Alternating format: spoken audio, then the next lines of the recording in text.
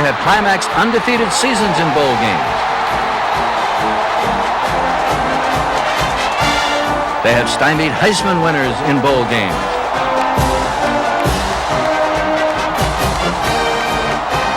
They have won national championships in bowl games.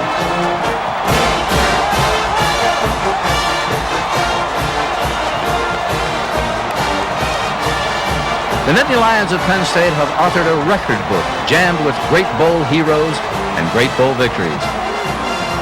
And this is how it all happened. The tradition of Penn State's season-ending success.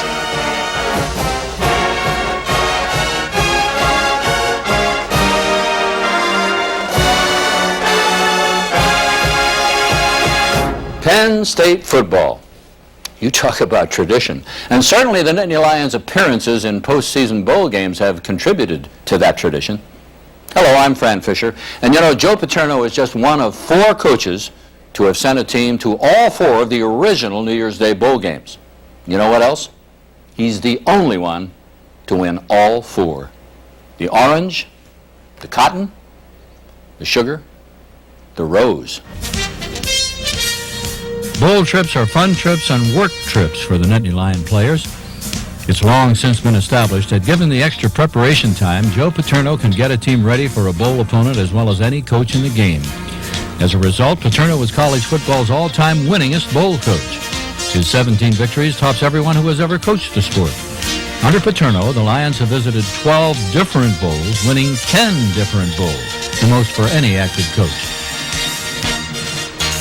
The blue and white and their fans are quite happy with not being home for the holidays, and this is the story of their trips and their triumphs. Penn State's greatest bowl victories. The Nittany Lions have made 11 appearances in the 3 traditional New Year's Day bowl games. Oh, we remember the players: Harris, Mitchell, Capoletti, Warner, Blackledge, Ham. They all wore the blue and white with pride. And I think you'll agree that those victories in those bowls made a significant contribution to the rise of Penn State football into national prominence. The Lions' first visit to Texas in the Cotton Bowl came on the first day of 1948. Bob Higgins was the coach, and his team had just completed the 1947 season undefeated and untied. Trailing 13-0 against Southern Methodist, the Lions added a touchdown on a 36-yard aerial from Elwood Petchel to Larry Cooney. Penn State went on to dominate the second half, tying the score when Petchel tossed a touchdown tally to Wally Triplett. But the Lions missed the extra point, and the game ended in a 13-13 deadlock. The trip to Dallas proved to be vital in the growth of Penn State football. It helped establish the Lions as much more than an Eastern power. It put them in the national spotlight.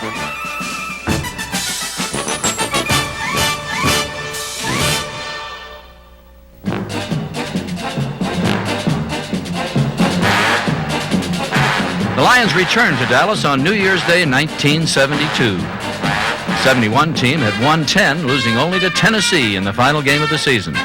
I think if we come away with a victory, this will be the biggest victory in Penn State history. It's a natural rivalry between Penn State and Texas. We've never played before. Texas has a great reputation.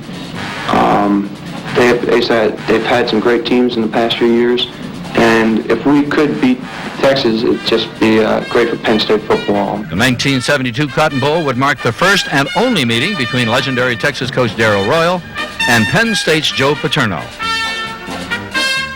Throughout the 1970s, the Texas ground-oriented wishbone offense ran roughshod over opposing teams. No one could figure it out. No one, that is, until this Penn State squad invaded the Lone Star State. There was a target on each burnt orange jersey, well within the sights of Lions' Bruce Bannon, number 83. Jim Leslovic, 47.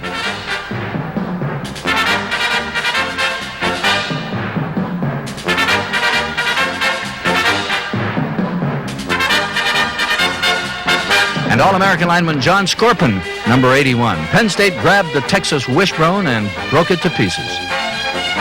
In the back of every Penn State fan's mind was the thought of payback. Payback to a Texas team that had been named #1 in college football by President Richard Nixon in 1969 over a Penn State team that had completed 2 consecutive perfect seasons. The real payback began early in the third period. Texas on top, 6-3. Chuck Zapek ran down a Longhorn fumble, and it was time for Penn State to strike. Lion quarterback John Hufnagel fired a rope to tight end Bob Parsons, who battled to the 1-yard line.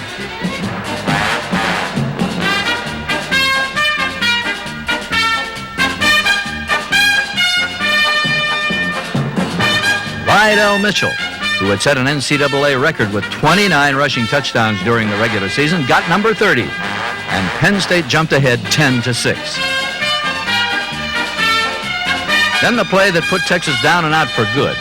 Hufnagel, one of the best rollout passers in Penn State history, spotted Scott Skarzinski unbelievably alone.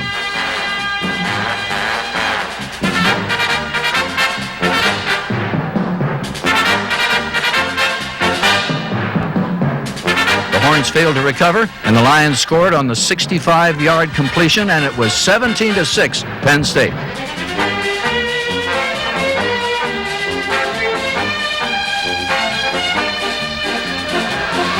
Scoring only a pair of field goals, Texas was held without a touchdown for the first time in 80 games. The Lions' defense was awesome against the offense everyone said was unstoppable. When Hufnagel raced in to make the final Penn State 30, Texas 6, the Lions completed an 11-1 season with a number 5 finish in the national polls. After the game, Joe Paterno called it Penn State's most important victory.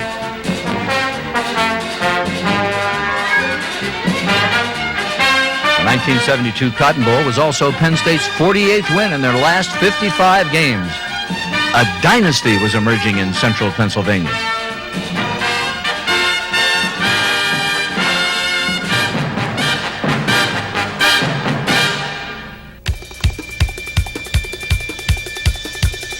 On New Year's Day 1975, the Lions were again welcomed to Dallas. They brought a 9-2 record to the great Southwest, where they enjoyed some Texas hospitality.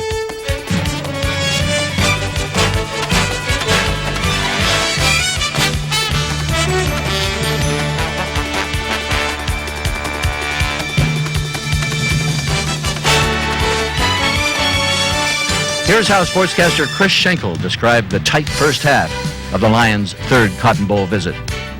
The Lions met a team of destiny, the Southwest Conference champion Baylor Bears, who were welcomed to their first Cotton Bowl by Mike Hartenstein. Penn State hit Baylor with as aggressive a defense as the Bears had seen all season.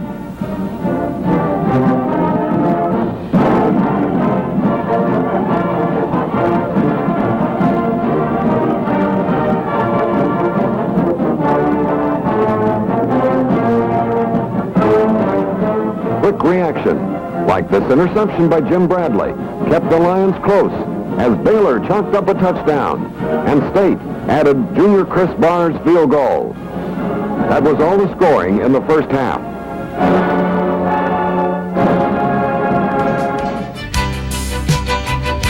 The final 30 minutes proved to be a far different story. Quarterback Tom Schumann led a 38-point explosion in the second half, while Dan Natale cut 3 passes for 74 yards during this bombardment of Baylor.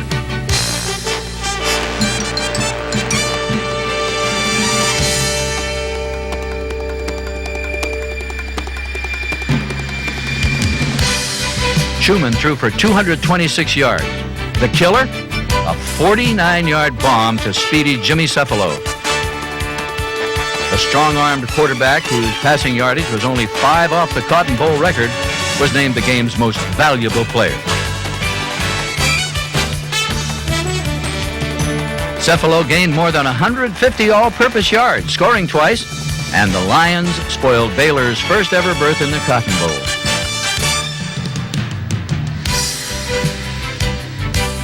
Penn State would finish with an up-to-that-time Cotton Bowl record 41 points and a final ranking, again, among the national top 10. In the locker room following the game, Joe Paterno praised this team that had rallied from behind 5 times during the season to record major triumphs.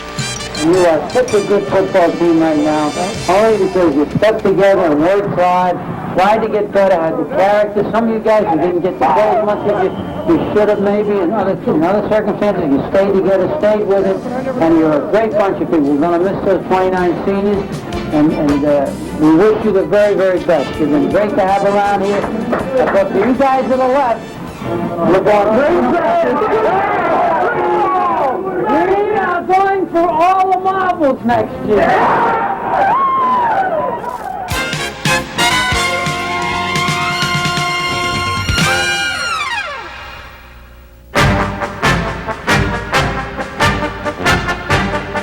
It was 1969. The Lions had completed the 1968 season undefeated with big wins over UCLA, Miami, Syracuse, and the University of Pittsburgh. Penn State's first berth in the Orange Bowl had all the trappings of an Alfred Hitchcock thriller. You never knew the outcome till the very end. And then you sort of shake your head. Kansas, best of the Big 8 Conference, tried to stop the Lion machine but couldn't cope with the running of Bobby Campbell, number 23. Or Charlie Pittman, the All-American from Baltimore who had led his team in rushing and touchdowns. The game was tied at 7 into the 4th period, and here it took a swing toward Kansas as a punt return set the Jayhawks inside the Lion 10.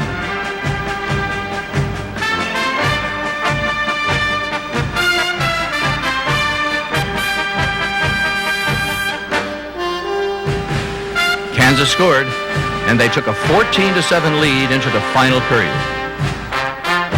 In the dying minutes, Mike Reed, number 68, the Altoona All-American, single-handedly stopped the Jayhawks.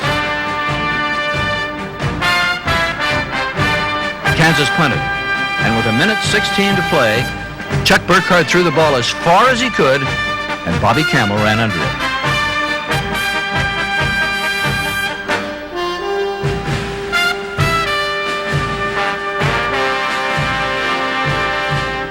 When Burkhardt raced into the end zone, the Lions trailed by a single point.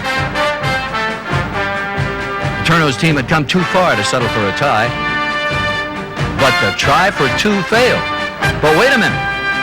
Kansas was called for 12 men on the field, and Penn State would get a second chance. This time, Campbell powered in, giving Penn State a breathtaking 15-14 triumph in one of the most bizarre endings in bowl history. Penn State had its undefeated season, finishing 11-0 with a number 2 national ranking.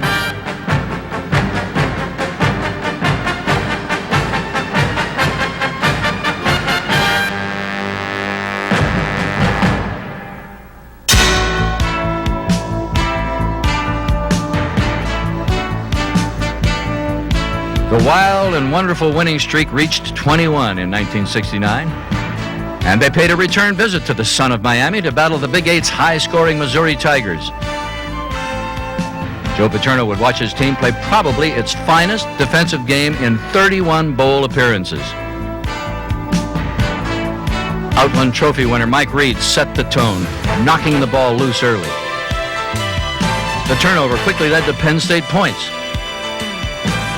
Chuck Burkhardt, who never lost a game as the Lions' starting quarterback, found sophomore Lydell Mitchell for the only touchdown of the game.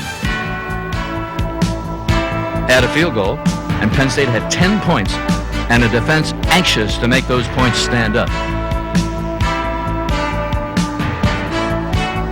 During the season, these defenders had held opponents to an average of just 1 touchdown a game. That's a school record. They totally plundered Missouri, shutting them down without a touchdown, picking off a major bowl record 7 interceptions, and forcing an incredible 9 turnovers.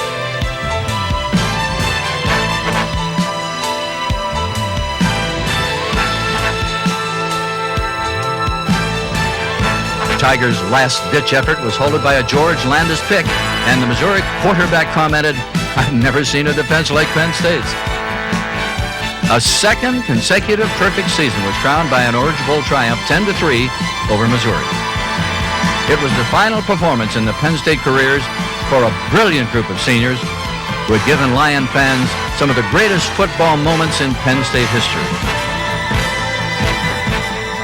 I think after the Orange Bowl, in the locker room, there was something that I witnessed that pretty much summed up what the defense stood for and what things meant to us over the past 2 years. There were sports writers around Denny Reinkots. He was undressing, taking his shoulder pads off. And one sports writer asked Denny, he said, Denny, with Missouri's high-powered offense, how much longer do you think you could have held them? And then he looked up at him very confidently and said, forever. And I think this probably sums up how we felt in the Orange Bowl and over the past 2 years.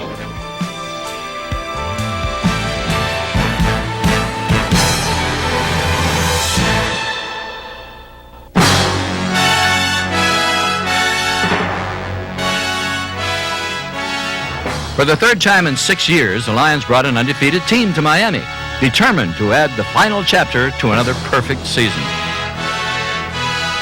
Lions were 11-0 following the 1973 season and entered the 74 Orange Bowl with a team built around the record-shattering running of Heisman Trophy winner John Cappelletti. The senior from Upper Darby had rushed for more than 1,500 yards and scored 17 touchdowns.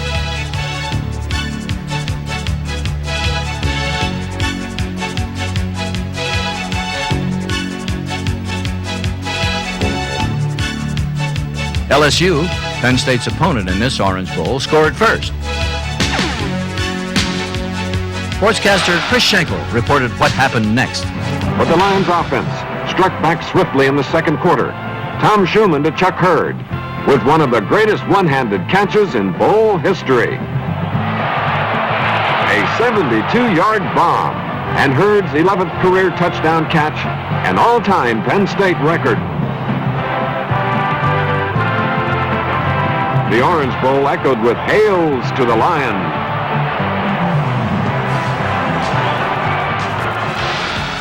Co-captain Ed O'Neill led a defense that featured Randy Crowder, Jim Bradley, Mike Hartenstein, and Tom Hull, a defense that posted a roadblock on the LSU end zone the remainder of the game. Penn State finished with a 16-9 win over LSU and the first 12-0 record in school history and the best record in college football that season.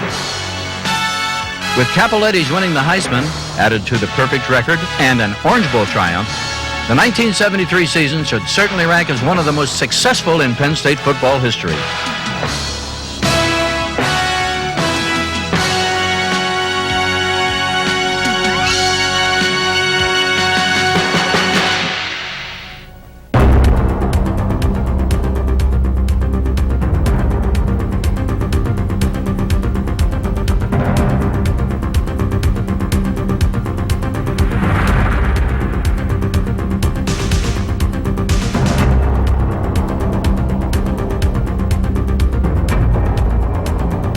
The Sugar Bowl had been bad news for Penn State fans. 3 times the Lions had traveled to New Orleans, and 3 times they went home on the wrong end of the score. But this was the first day of 1983, and the Lions were the number 2 team in the country, ready to exorcise those ghosts of Sugar Bowls past. And if they could defeat number 1 Georgia, they could claim the coveted crown that had somehow avoided them. The massive barrier blocking Penn State's road to number 1 was a Heisman Trophy winner named Herschel Walker. We have 2 or 3 guys that we use as Herschel Walker, and they've done a, not at the same time, no. They've done a heck of a job getting us prepared. We've got some great freshman running backs, but we've done nothing different. He's just another running back, no matter what anybody else says. And we prepared for this game like any other game. And nothing fancy, nothing new. We're just going to go out and be a Penn State defense and, swarm them. The Lions offense did some swarming of its own. This 1982 squad was the passingest team Joe Paterno had ever put on the field. And on their first drive, quarterback Todd Blackledge fired footballs all over the Superdome.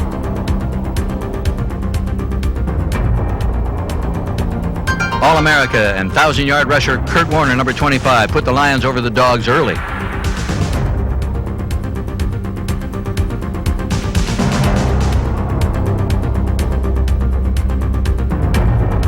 Penn State scored again as Warner showed the moves that put him among the top runners in college football.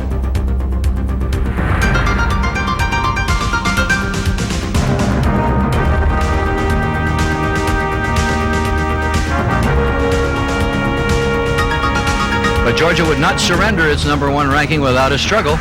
The Dogs scored twice and were threatening to jump ahead when Mark Robinson, the All-American safety from Silver Spring, Maryland, picked off his second pass of the game.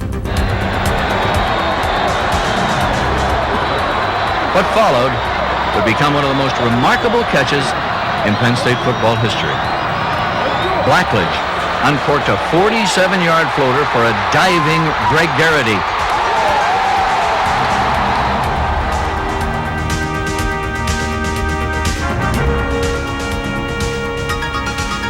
Blackledge would complete 341 passes and throw 41 touchdowns in his Penn State career, but none ranked any higher than this perfectly placed aerial to Garrity. A catch, by the way, that put Garrity on the cover of Sports Illustrated. The 228 yards Blackledge gained passing still stands today as a Penn State Bowl record. On defense, the Lions turned Georgia's top dog into a harmless pup. Herschel Walker did gain 103 yards, but the Lion defense removed him from affecting the outcome. Defenders like Walker Lee Ashley, Mark Robinson, Harry Hamilton, Scott Radisick, and Dan Biondi held Herschel to no gain of more than 12 yards. It's apparent When one to of the everyone sweetest that the ball victories ever game was complete, belongs to Penn the final State. read, Penn State 27, Georgia 23. The Pennsylvania State University could now officially join the Alabamas, the Oklahomas, the Southern Cals with its own undisputed national championship. Lion fans savored their #1 ranking, and Bourbon Street turned into a giant blue and white party. Joe Paterno knew what this long-awaited success meant to Penn State fans everywhere. And the ride back from Harrisburg to State College, the night we came home with this 90-mile parade, literally, with the highways lined with kids and older women and people in fire engines in every little town welcoming us and saying #1. Thousands and thousands of people just beside themselves with joy and excitement and happiness and pride. I keep coming back to the word pride in Penn State and Penn State football and in the state of Pennsylvania. I knew we wanted to be #1, but I never realized just how frustrated our people, our fans, and everybody else were, and that they wanted to be able to just stand up and say, without a doubt, we are #1, and I think it's great for all of us. The #1 coach, the #1 team, the #1 university. We are Penn State. We are #1.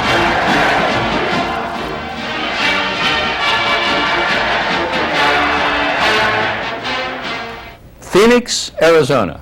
I tell you, that's kind of a second home to the Penn State Nittany Lions. They've been there 5 times and won 5 Fiesta Bowls.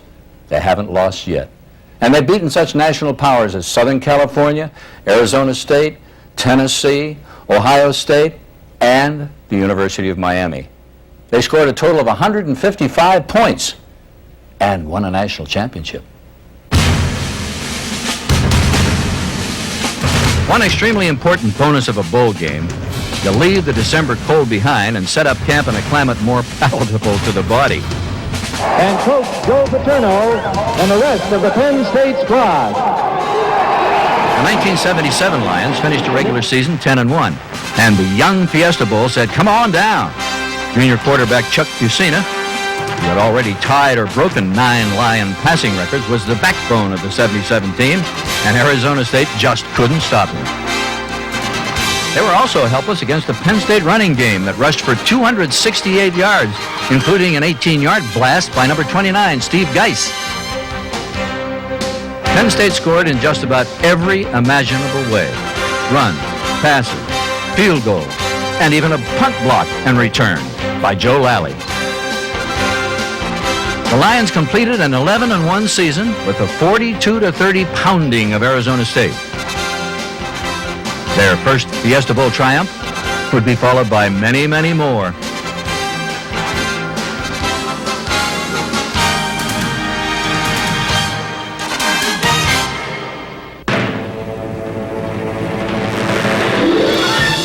1980 Fiesta Bowl was really the coming out party for many of the young men who would lead the Lions to their first national championship 2 years later.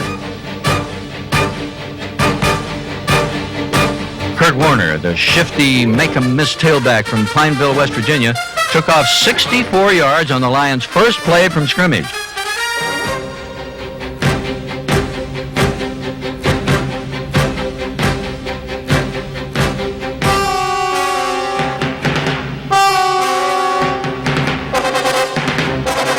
But Ohio State managed to take a 19-10 first-half lead, setting up a remarkable Penn State comeback.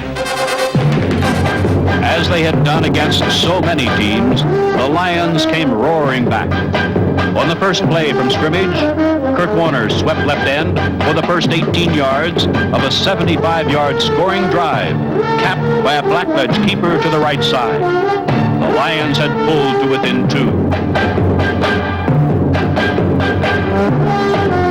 The defense, now certainly one of the most respected in college football, shut down everything the Buckeyes had to offer.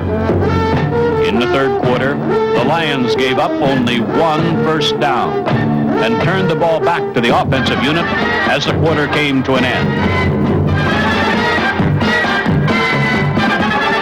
On the second play of the final quarter, the offensive line once again blew open the Ohio State defense, and Jonathan Williams had 6. Penn State had regained the lead. On Ohio State's next possession, Schleister mounted the Buckeyes' only serious drive of the second half. But on 4th and 3 at the Penn State 27, Schleister and the Buckeyes were stopped cold. With 4 minutes to go, the Lions put in motion a precise offensive drive, moving to 3 important first downs. Booker Moore, in his final appearance as a Lion, exploded through the front line on his last Penn State carry. It was a classic Booker Moore 37-yard cutback run to pay dirt. There had been questions in September. The youth, the inexperience, uncertainties about what the Lions could do, what kind of team they really had. At season's end, there were positive answers about character, determination, dedication. We just have a lot of things going for us. Our schedule really builds up, with Nebraska and Notre Dame and Alabama. And I think the Fiesta Bowl was just a good stepping stone for us into the future because we beat another good football team. And, it was a good way to send the seniors off this year and a good way to start the 1981 and the rest of the 80s for Penn State.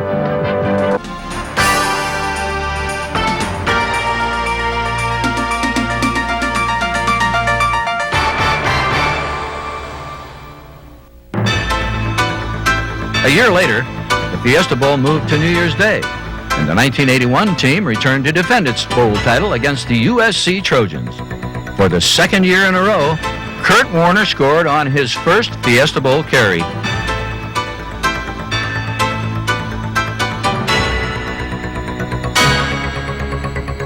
Warner, who had run for more than 1,000 yards during the season, would gain 145 through that tough Southern Cal defense.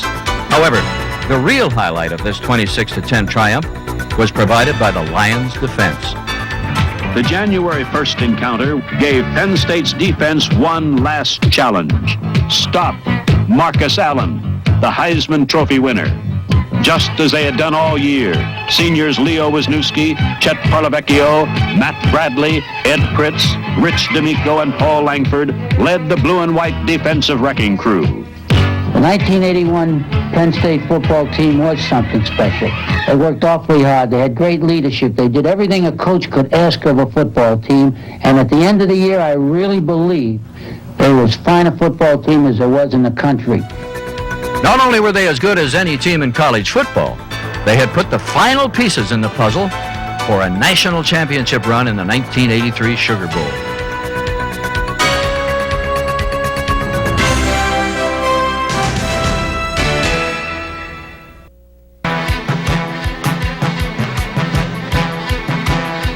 On a cold December 26, 1986, a large crowd gathered at the Harrisburg Airport to send the number 2 Lions to Phoenix to meet number 1 Miami.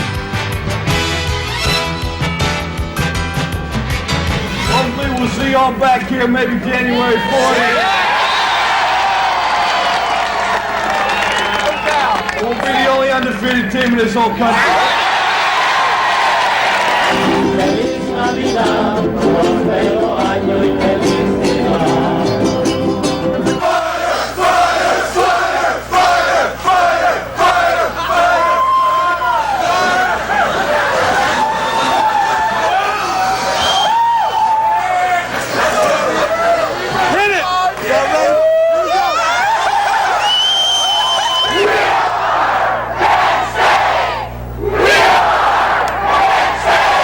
It's really fantastic. I've never been to a rally like this with as much enthusiasm or as many people. And God bless you for coming out and help cheer on the greatest bunch of kids I have ever been associated with.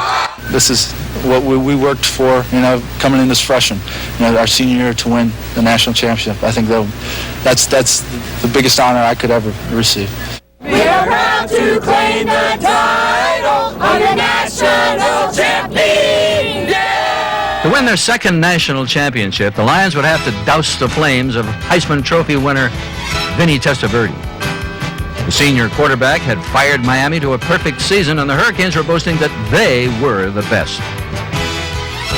This battle of number 1 and number 2 was the most talked about, publicized, and anticipated bowl matchup in the history of college football.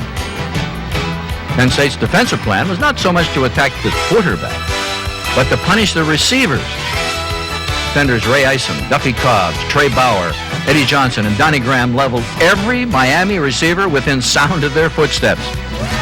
They turned Testaverde's targets into their targets.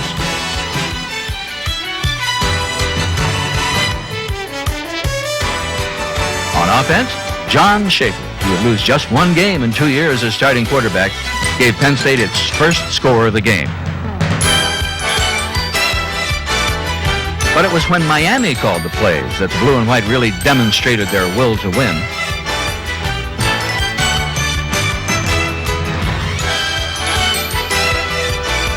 Testaverde had picked apart 11 other secondaries during the season, but he was totally frustrated by the Lions. Even All-American Michael Irvin, number 47, appeared to be a little less than interested in catching the football. It remained for one of the best who ever played linebacker at Linebacker U to turn the momentum of this struggle for number 1. Shane Conlon, the gutsy senior All-American, picked off Testaverde and carried his second interception of the game to the Miami 5-yard line. Tailback DJ Dozier scored the 30th and most important touchdown of his career, and Penn State led 14-10. Miami threatened in the closing seconds, but Pete Giftopoulos saved the triumph with one of the most memorable interceptions in Lion history. Penn State had met and conquered number 1 Miami. This senior-dominated team had reached its summit. They were crowned national champions of 1986. As John Schaefer had promised, they did return to Pennsylvania as the only undefeated and untied team in college football with their second national championship in 4 years.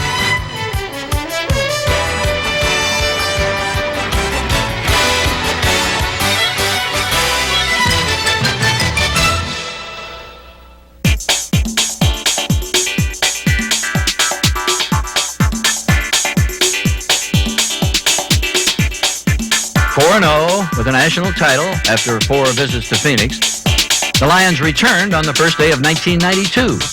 No one in the thousands of blue and white fans who joined them could have possibly predicted the wild game they were about to see. We know this trip wouldn't be complete without a victory come Wednesday, so we're going to go out there and play our best and bring home a victory to Penn State. We want to go out on Wednesday, and we want everybody after they turn that football to say, hey, we're number 1. Penn State may be the best football team in the country.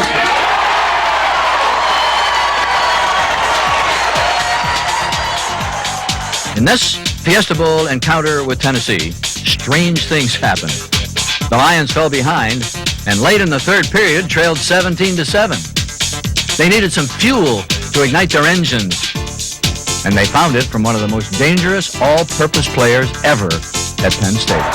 O.J. McDuffie awaiting the kick. A low driving spiral. McDuffie takes it to 26. Dances away from the tackler across the 30, 35. Cuts back at the 40, 45, 50, 45, 40. Down the left sideline to the 30. Driven out of bounds. Great run back by O.J. McDuffie. Saka's bullet to Chip LaBarca made it Tennessee 17, Penn State 14, and this Lion offense was beginning to rumble. First down at the 14. Tony Saka rolling to his right, looking to throw. Back across the grain, complete to the tight end, Kyle Brady. 21-17 Penn State. The Lions were just warming up. It'll be 4th and goal at the 1. The backs out of the eye. Anderson leaps into the end zone. Touchdown. 28-17 Penn State. Did someone say fireworks? We couldn't really believe the turnaround that was happening at that particular time, but we just didn't want to even question it. It was almost like we were just in sync with each other. Kelly with a short drop, looking to throw, gets hammered! Oh, he got smoked. The ball is loose and being run into the end zone by Reggie Gibbons. 4 touchdowns in less than 5 minutes. When Saka hit McDuffie, Penn State had scored 35 unanswered points for a 42-17 win. For a team that had scored 81 points in one game during the season, had scored more than 30 in 9 different games, this wild splurge of touchdowns was not totally unexpected. The Lions had certainly made the most of their 5 exciting and triumphant visits to the land of the sun. They have never lost a football game in the state of Arizona.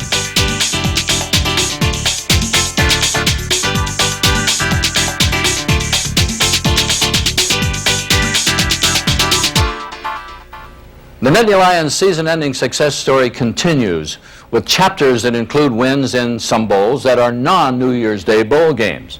Penn State played in the first 2 Liberty Bowls. Who can forget that 17-17 tie?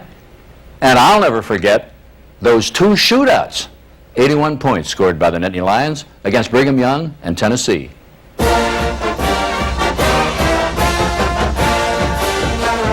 We go back to 1959 as Penn State played in the very first Liberty Bowl in Philadelphia against Alabama.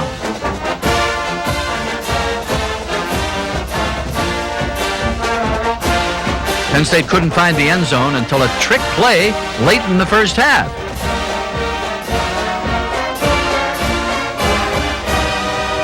With quarterback Richie Lucas leaving the field with an injury, Galen Hall had taken the controls following a wind-blown Alabama punt.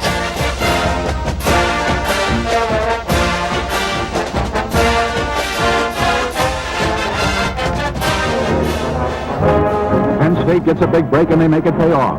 From a fake field goal formation, Galen Hall pitches a strike to Roger Kaufman on the far sideline. Kaufman, behind a wall of blockers, races for 18 yards and a touchdown as the gun sounds ending the first half. Sam Skeletella converts, and at the midway mark, the scoreboard reads Penn State 7, Alabama nothing.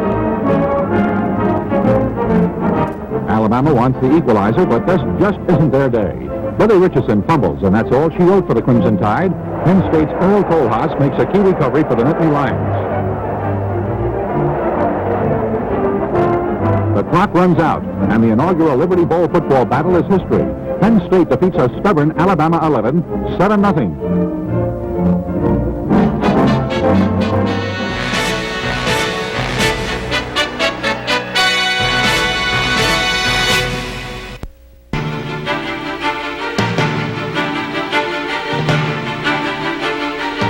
True Penn Staters have mixed memories of the 1967 Gator Bowl.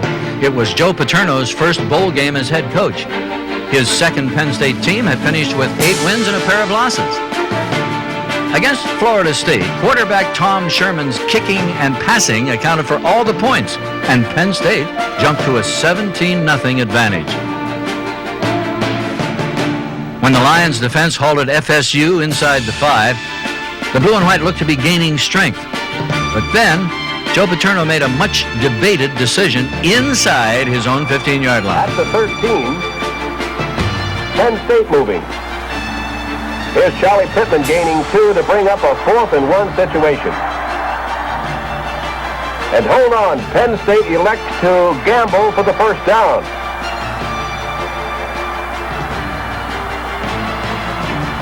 There's a huge pileup with Sherman carrying.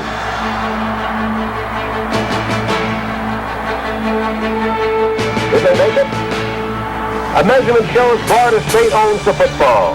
Gateable third quarter, Florida State at the Penn State 15. Having back and tossing for Ron Sellers. And Florida State gets on the scoreboard. Paterno's gamble backfired.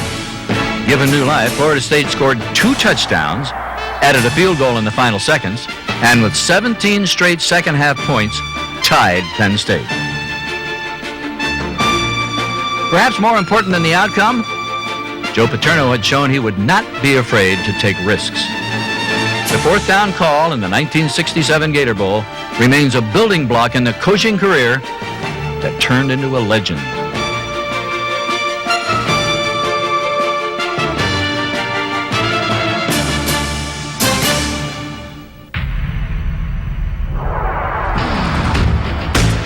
The 1989 Holiday Bowl still ranks as the highest-scoring Lion Bowl game ever.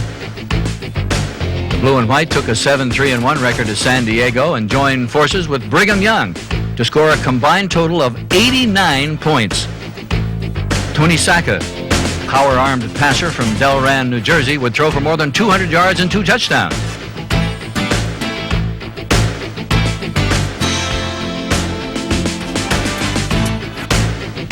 Senior Blair Thomas, who had returned to action following major knee surgery, capped off an All-American year with 186 yards.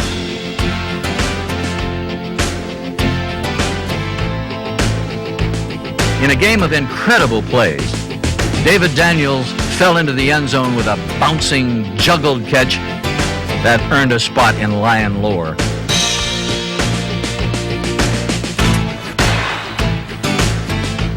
And the show was not finished. Following a BYU touchdown, linebacker Andre Collins picked off a 2-point conversion attempt and returned it 102 yards. For the senior from Cinnaminson, New Jersey, this run still ranks as the longest Penn State scoring play in 108 years of Nittany Lion football.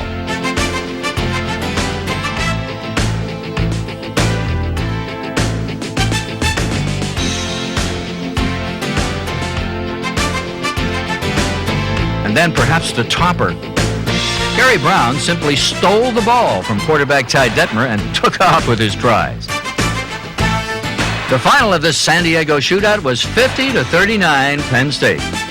Certainly no holiday for 2 high-flying offenses.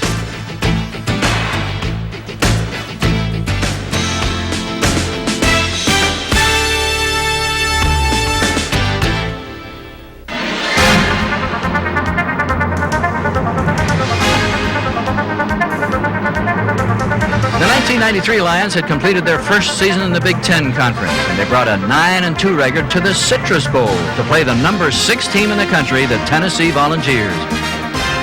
After a rocky beginning, Kerry Collins had settled in at quarterback. And sophomore Kajana Carter, number 32, showed the moves and speed that would make him college football's top tailback. Collins, the junior from West Lawn, threw for 162 yards, including a shot to Kyle Brady for a touchdown. As Penn State picked apart the Vols for a 31-13 victory, the Lions closed out their first Big Ten season in grand style. Most of their top skill players were underclassmen and would return for another year.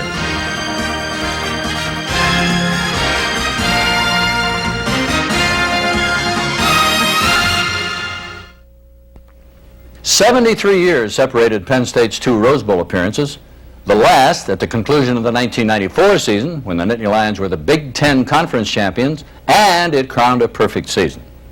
The first at the end of the 1922 season. Penn State was invited to meet Southern California on the very first Rose Bowl, New Year's Day, 1923. No, I did not broadcast that game. That trip to California was the first time a Penn State team had played west of the Mississippi. It was a reward for a Penn State squad that had victories over such teams as St. Bonaventure, Gettysburg, Lebanon Valley, and Carnegie Tech. Team captain Joe Bedank, later a Lion head coach, led the squad to Pasadena, where they were beaten by Southern Cal 14-3. The Lions' next trip to the Rose Bowl would be quite a different story.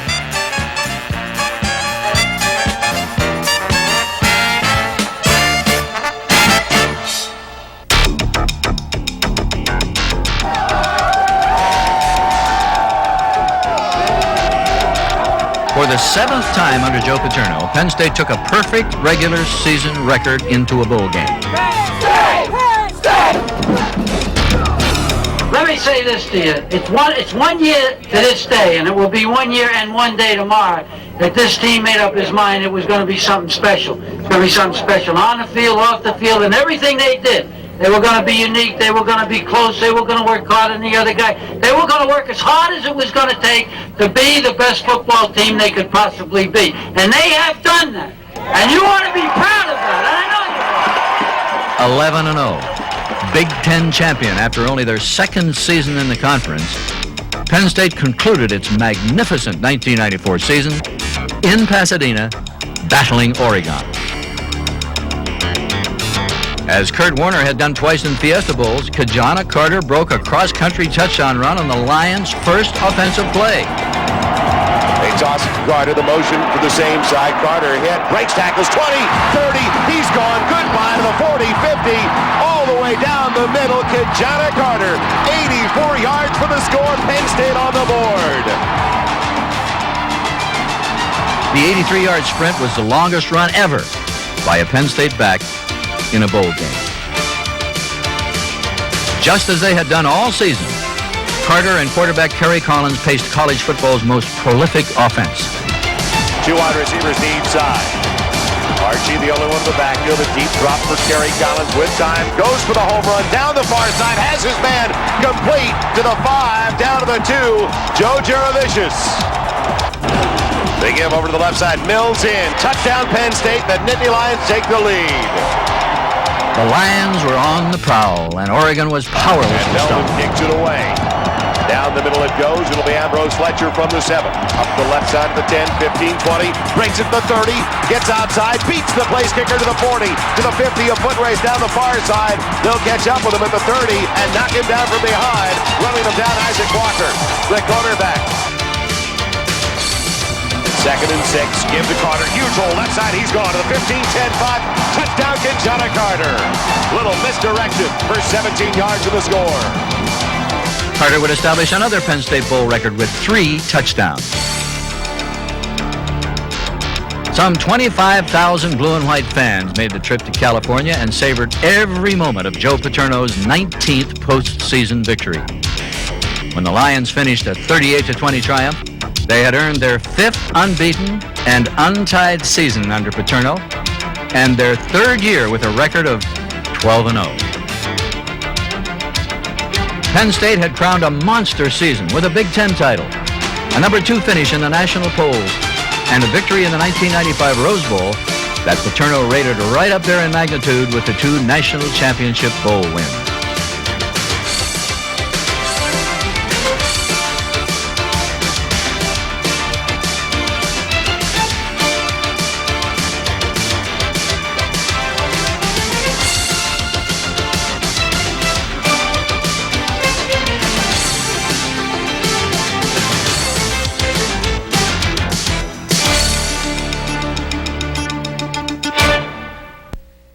The 1995 Rose Bowl triumph made Penn State and Joe Paterno the only winners ever in all 5 major New Year's Day bowl games.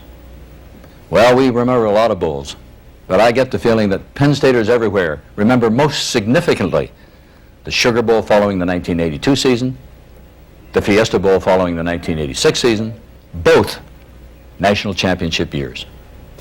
And those 2 national championship bowls produced 3 of my top 5 most memorable plays in Penn State Bowl history.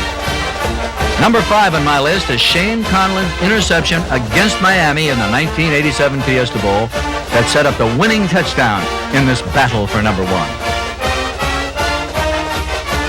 Ki-Jana Carter's 83-yard run that set the tone for a Penn State romp in the 1995 Rose Bowl, climaxing a perfect season, ranks as number 4.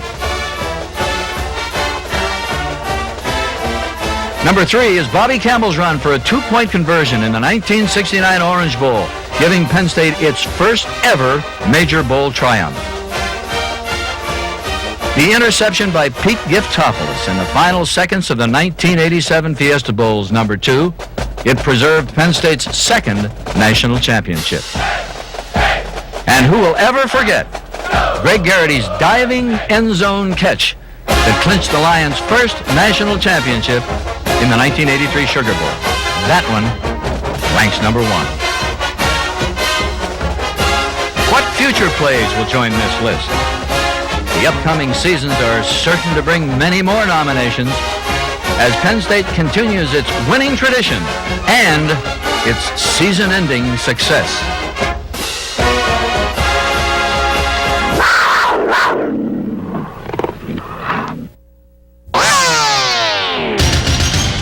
The 1996 Outback Bowl presents a contrast in teams and coaches. On the sidelines, it will be Joe Paterno coaching his 26th bowl team in 30 years as head coach at Penn State. For Auburn's Terry Bowden, it will be his first bowl appearance as a head coach. Paterno's team was battling for a national championship a year ago and is making its 5th consecutive New Year's Day bowl appearance.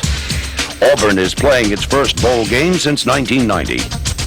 Paterno's record of 16 bowl victories is untouched in all of college football.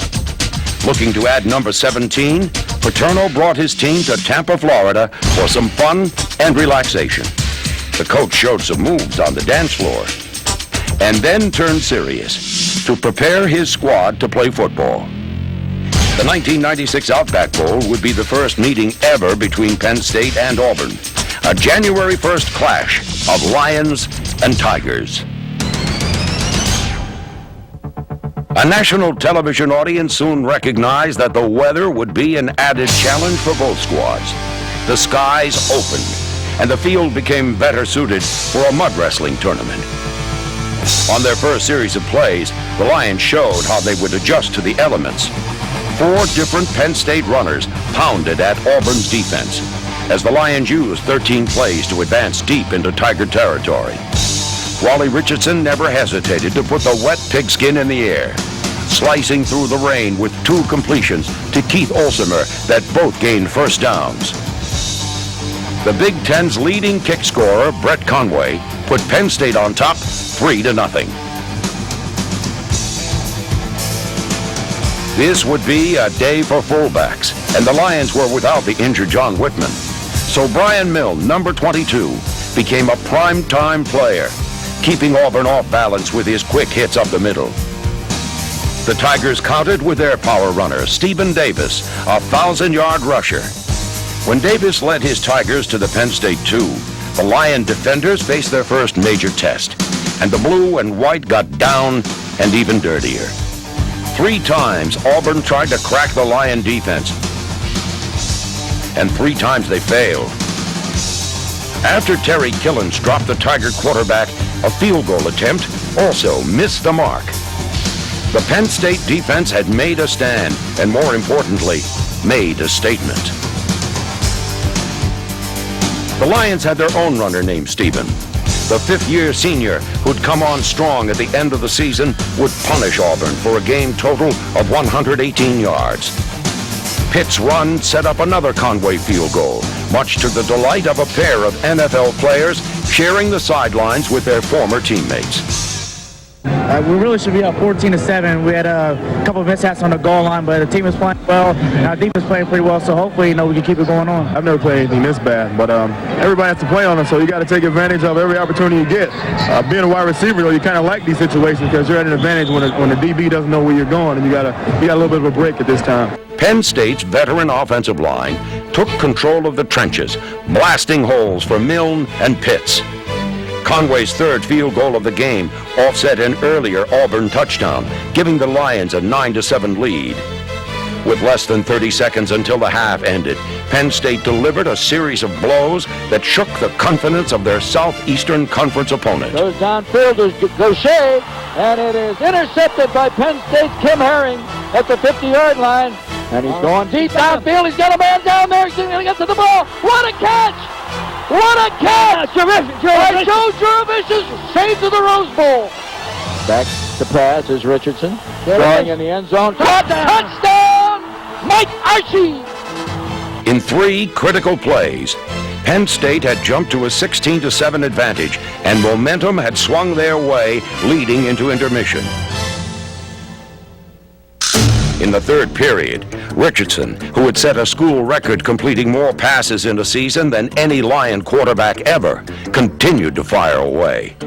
And before long, the junior field general hooked up with another Lion record holder. Now they're throwing deep for Bobby Ingram. He makes the catch at the 15-yard line with man all over him. Straight back to pass. Juravicius is one up. Throw into the end zone. Touchdown! How did he catch the ball? Bobby Ingram! Unbelievable! Playing his final game in blue and white, Ingram's 32nd career touchdown catch put Penn State up 23-7. Now the Lions were surging. The Tigers were sagging. When Auburn tried to rumble, Penn State forced the fumble. Brad Scioli with the hit. Kim Herring the recovery. The Lion touchdown express was rolling and unstoppable. Richardson would pace Penn State to an Outback Bowl record 487 yards total offense, including 4 touchdown passes. It was 29-7 Penn State. As Auburn struggled against the elements, the one element they couldn't handle was a Penn State defense that rained turnovers. Herring's second interception of the day put the ball back in the hands of the Lion offense. Voted Big Ten Freshman of the Year, Curtis Enos added to the blitz of points, giving Penn State a 36-7 lead. On the road to a bowl record 43 points, the Lions never lost their focus. It was fitting that the final points of the year belonged to one of the most feared and most popular players ever at Penn State. Back to pass, Richardson. Throws over the middle. It's complete. And into the end zone goes Bobby Ingram. Holder of 9 Penn State receiving records, Ingram is only the 3rd Big Ten player in history to account for 3,000 career receiving yards. Well, I don't think anybody's had more of an impact on our program in the time he's been here than Bobby Ingram. I don't think anybody's made more big plays or won more games for us than Bobby Ingram. I think Bobby Ingram has just been a magnificent performer, and I think he's going to be a magnificent performer when he leaves here. These explosive Lions had scored 4 touchdowns in 6.5 minutes to rip this game wide open. And Penn State's non-bending defense totally stymied the highest-scoring Auburn offense in school history. It had been a battle waged in the mud, where the splashes rivaled the dashes, and some of the slides seemed longer than the runs.